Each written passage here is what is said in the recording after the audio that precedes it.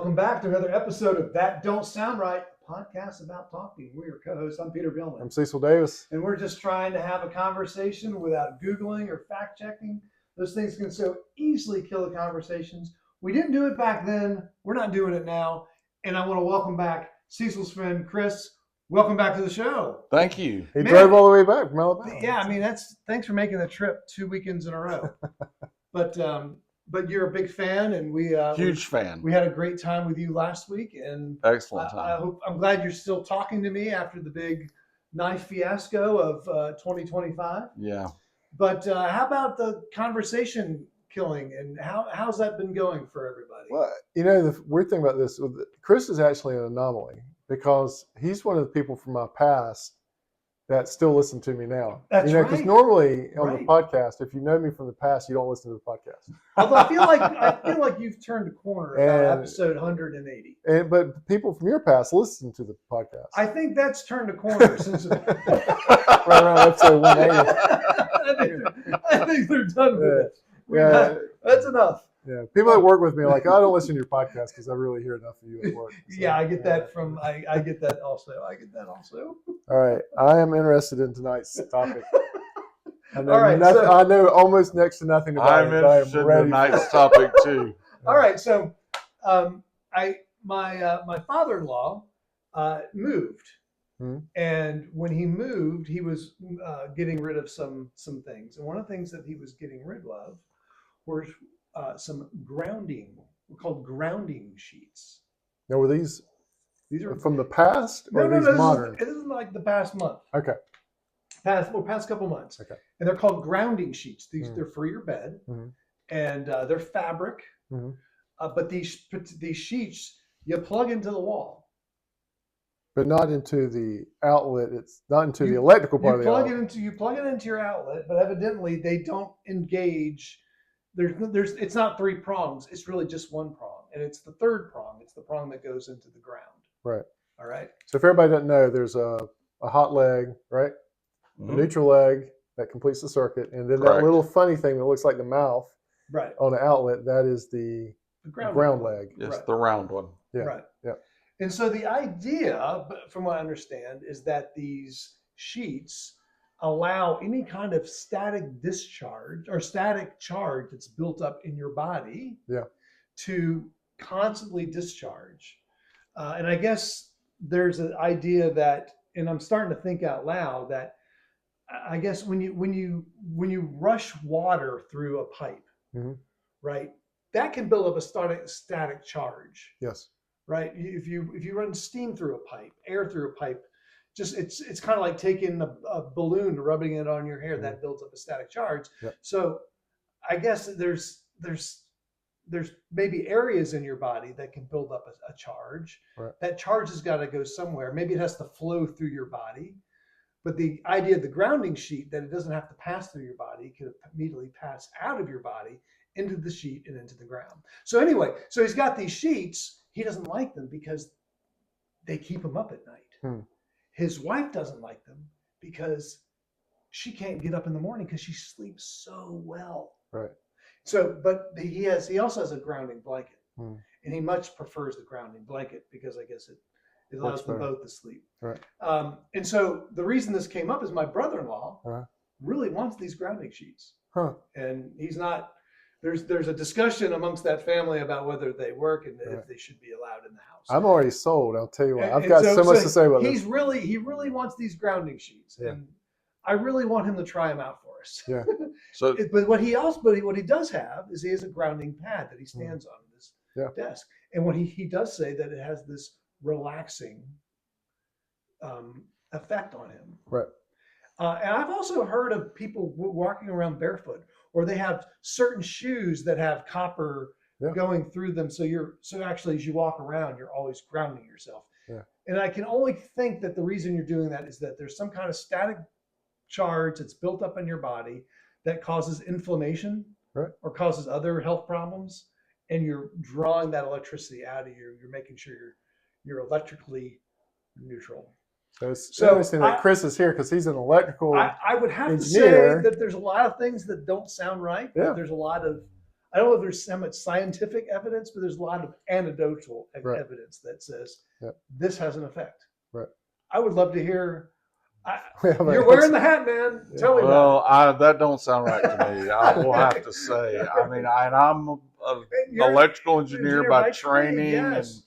and You've been many, around a many lot of years of electrons in your working in. Well, and you did your research, your graduate research my on graduate lightning. research on lightning. Yeah. That's true. I have So- some Oh, really? lightning Okay. experience, All right. and Yeah. so a couple things don't sound right. Number one is the static charge across your body Yeah. would not be that different in different spots. Okay. So like if like my sister had this pair of fuzzy slippers when we had shag carpeting Yeah. back in the 70s, Right. and she loved it.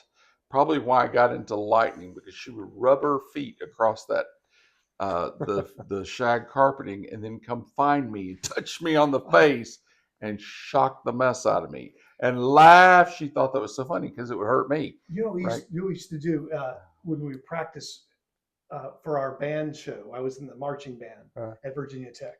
We would practice at the field house the night before. And the field house in the wintertime was super dry and had that AstroTurf. We would take off our shoes and we walk around and we'd shock each other. But then we learned that if we daisy chained ourselves together, we could really generate a super shock. Yeah. And the thing is, everyone in the line would feel, I mean, we would all feel the shock when someone discharged it. And I played the tuba. And so I had an extra I had extra electrons on me. But yeah, same kind of thing. We had massive shock battles. Well, and so the reason that everybody felt it was the current would flow through all of you as it discharged, and it's a pulsed current, so it's really fast. Right.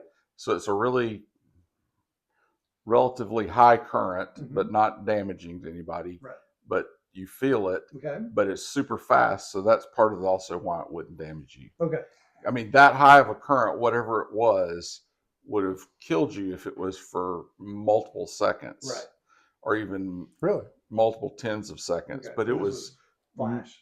Microseconds, or maybe a millisecond. Yeah. I mean, flashes of lightning are the actual discharge is in the 50 to 100 microseconds. Is that quick? Yeah. Okay. All right. So here's why I actually think these things have validity. Oh, so I'm going to take the opposite. You don't of think this. they don't? Do you think? No, here's what I think. I think it does sound right. Yeah. So here's why I think it sounds right. So a couple reasons. Just like you're talking about, like water moving through a tube generates an electrical charge. Right. Or electrical current. Current? Or charge? Charge. Ships moving through water generates electrical charge. True. To the point that they have I think if they used to be called the bull gang, and they would pull cables across the ships to demagnetize the ships. Well, yeah, because you're magnetizing the ships. Magnetize them or decharge them. Discharge the electricity. Because it messes with the instruments, and I think it even messes like with compasses and anything like that. Okay. Yeah. So if the ship moving through we water, kind of agreed that there's possible that we're generating some kind of charge. Right. So we're generating charge as we move through air, potentially. Okay. I didn't, no pun intended, potential, but so ships have to be grounded to remove that charge. I think it would make sense that we would have to be grounded. Like if you're building up a charge, go ahead.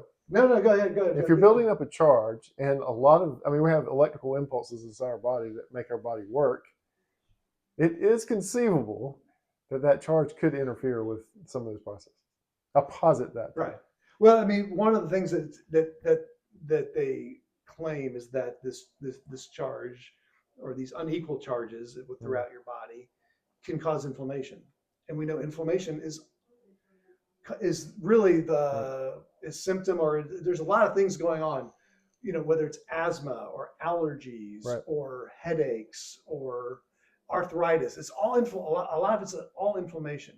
If a static charge or an unequal charge within your body is causing an inflammation, then it would make sense that if you could discharge it. I just have a hard time believing or knowing that the potential, the amount of charge in my body would be different, say in my chest rather than in my foot, because I am all connected. Exactly. And I'm all connected by a very good conductor of salt water.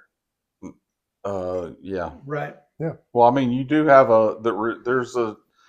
you have an impedance Mm-hmm. or a resistance, like Yep. a resistor, Right. but a complex resistor across you. Okay. But it's low. Yeah. Maybe at the most, if your skin's dry, the models would be in the maybe 1,000 ohms. Okay. Okay, at the most, if your skin's dry. Just like the Virginia Tech band, I disagree with Cecil with the fact that you're going to have different potentials in your body, Okay. because of the Virginia Tech band is a great example. Okay. So y'all would get in the practice field, or I Mhm. think you said that The field it had an house, yeah. astroturf, Yep. and you would all shuffle around. Mm-hmm. But when you were holding hands, you would have a much bigger shock, so Okay. you'd have a bigger charge because Yeah. you were We are. all had these contacts, and you were all charged the same. Yeah, it was all equaling until out. you Right. touched whatever that caused you to discharge, Right. and that grounded you. So you do have to have something that discharges you, just like my sister would build up a charge with her fluffy slippers Yeah. and discharge into me. Yeah. And because I was somehow different, at a different potential than her. Now I will say that generally the people at the end of the chain felt it more than the people towards the beginning, whoever was grounding, whoever was touching the ground, whoever was touching the guy with the tuba. Right. The people at the end of the line seemed to feel it more, which was counterintuitive to me. I would have thought people closer to the charge, closer to where the discharge was. The breakdown was? Yeah, it was really interesting. Yeah, that is actually counterintuitive to me. I'd have to think about that a while. Well, is that different from like when we would grab an electric fence out on the farm and then you grab the person next to you and they would get shocked, but you wouldn't? That's the same. But why? But the person between is not getting shocked. Well, that's because, you mean if there's like three people? No, just like you grab it and then you grab the person next to you. The person next to you is the one that gets shocked. You don't feel the shock. Well, but because it's traveling across your skin, that's the other thing. Okay. But they're feeling it because they're the ones that. That's why I don't think it's hard for me to believe it's the person that's actually. I mean, I don't really see the circuit in my mind of how y'all were to be the person that was like that, because usually it's where the discharge occurs that I would think is the person that really not the who had the charge built up on them. Right. Yeah. So it was like I said, that is kind of counterintuitive. I'd have to think about that, but maybe there's a couple of my bandmates that watch the show, that listen.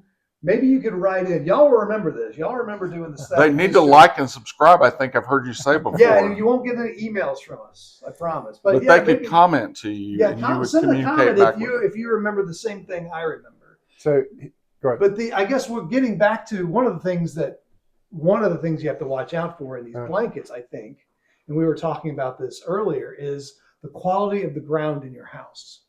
Yeah. That the blankets may not work well if the quality of your ground in your house isn't any good.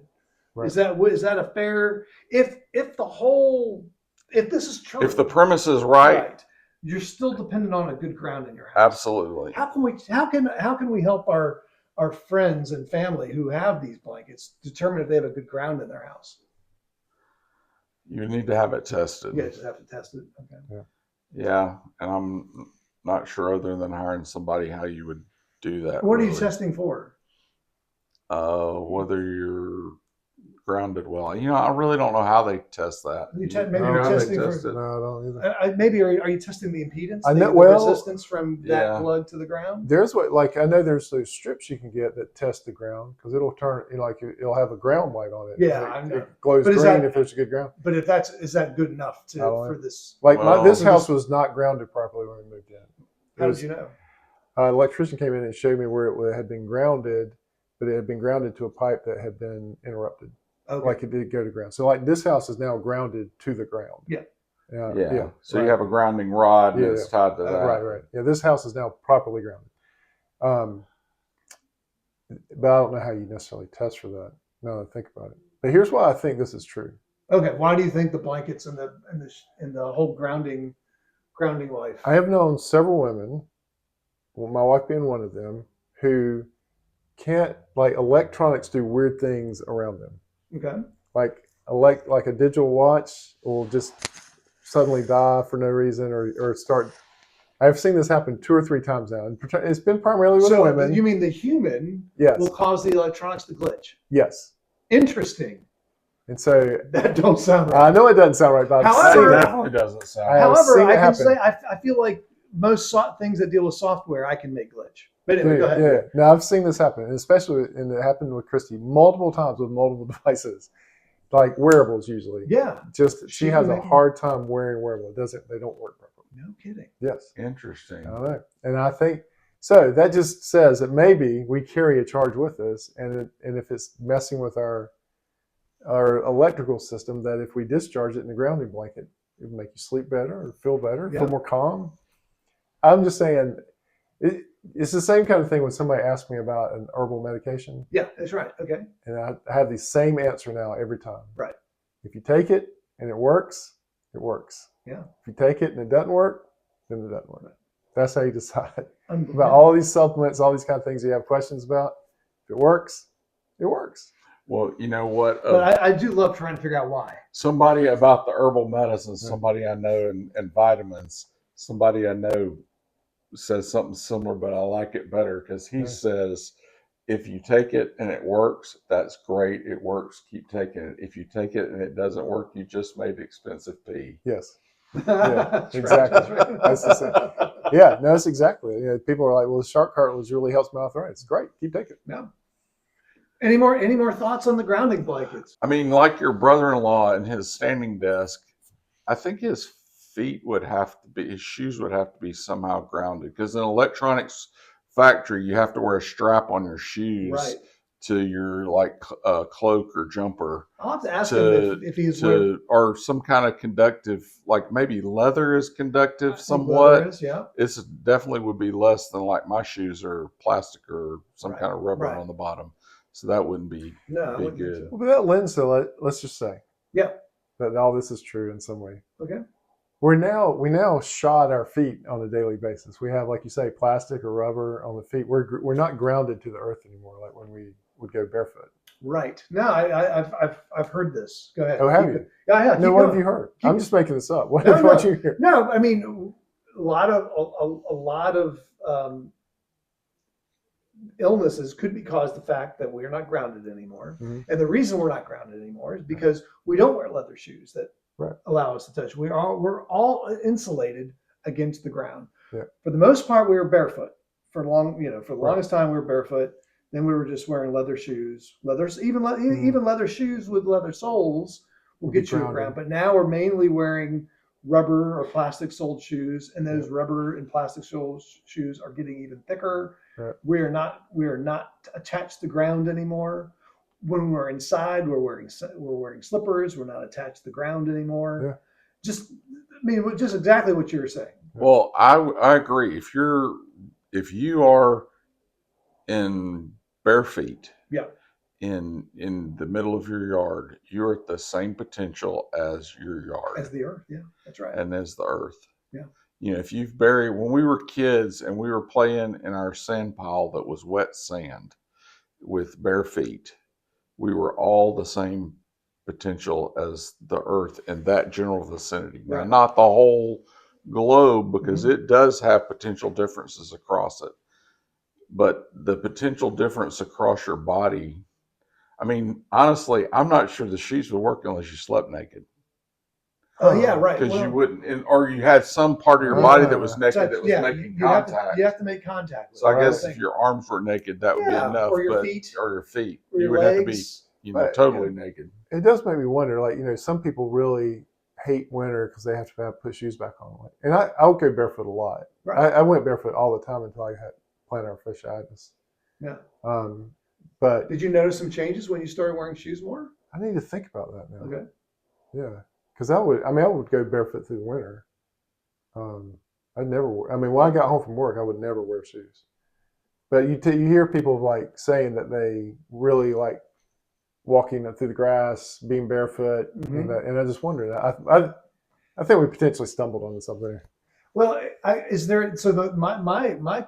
follow-up question to all this is there a way to measure potential in a body? And if so, and we haven't done it yet, these wearables need to do it for us. Why couldn't these wearables tell us what our potential is? I think they could. Yeah. Well, the thing is, you got to know what the reference is, right? Yes, you have to have a reference. You have to know what the reference is, and unless you had the reference built into the watch. Yeah, so going back, you couldn't because you have to have a ground reference. Yeah, right. So in electronics factory, when you're checking your static discharge, like wrist strap or your shoe straps or your potential, when you're checking a strap, I remember this because I checked the strap a lot for a while, and you put your fingers on a pad and you've plugged your strap into a little tester, and you put your fingers on a pad and it measures your potential. But it's grounded somehow, and it's an actual device, and it gives you a number. Yeah. And and then in our factory there was a chart on the wall, and if your number was between certain numbers, you were good, and if it wasn't, then you had to figure out why. Tighten your strap or put the lotion on or something. I'm telling you, so there must be. We need. I think it'd be very interesting to figure out if this is an issue in us, right? Are we carrying a potential? Yeah. And is it greater than what we used to carry? Well, see, I think you can build up a potential. Like I could be a different potential than you, but I don't believe that my nose is a different potential than my toes. Okay. Yeah. I think or enough different potential. Right. There's probably a difference in potential, but it's like in the like you said, micro or less volts. It's probably not the difference in the. If there were, it's not a difference in potential that's the problem. It's the fact that there's potential at all, that there is a charge in your body at all relative to base, and that's causing inflammation, that's causing health problems, that's causing things we haven't seen before. Well, I hate to ground this issue. Ground this episode, but there's so much potential for future talks. There is. It's been a very charged episode. Well, hey, if this is your first time listening or watching, we hope you enjoyed the episode. If you're that longtime viewer or listener, go ahead and hit the subscribe button, leave us a comment, and don't forget to leave us a email if you like, tdsrpodcast@gmail.com. That is really so everyone can find us and join the conversation. And we spare no expense to bring in experts to talk about these issues. We brought in an electronics expert tonight. We needed it tonight. That was great. Thanks for being here for this. Thanks for making the trip again. You're welcome. That Don't Sound Right is a production of TDSR Podcast in conjunction with Camel City Studios. I'm your co-host and your sound engineer, Cecil. Peter is your other host, does your web design and does your YouTube. Camille's our barista. Emily does our graphic design. Elle does our Instagram. Giorgio tests our merchandise. Brent is our international brand ambassador. And as always, listener number one is Scott. So until next week, keep talking. And stay curious.